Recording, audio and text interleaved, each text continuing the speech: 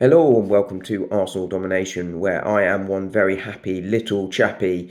It's been reported widely this evening as I record this, but yesterday, as you listen to this, that Arsenal are set to hijack the deal for Eberechi Eze.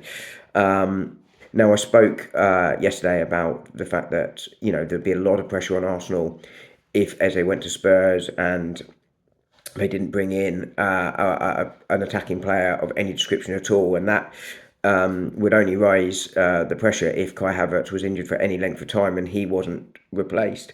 Well, it looks like Arsenal have moved very, very quickly this evening. It looks like they are set to rival Tottenham Hotspur for the Crystal Palace midfielder, and my thoughts on Eze and the qualities he would bring to the team are well known. That unpredictability he brings to the attack, as well as that versatility, I think would be a real asset to the side. And if we were to get him, I would be happy. But if we were to beat Tottenham to his signing, then I'd be even happier.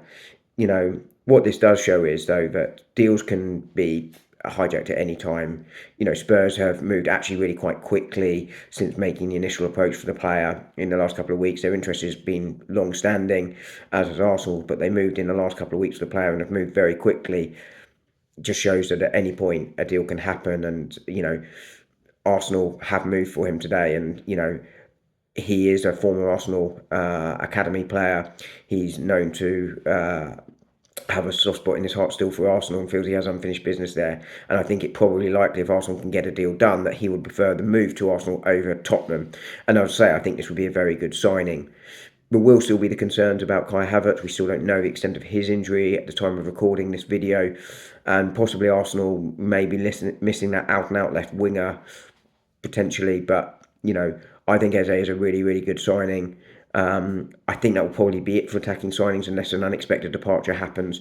But speaking of departures, we may have to dip into the market for a defender, because Kiwior is one of the players that has been linked with several clubs.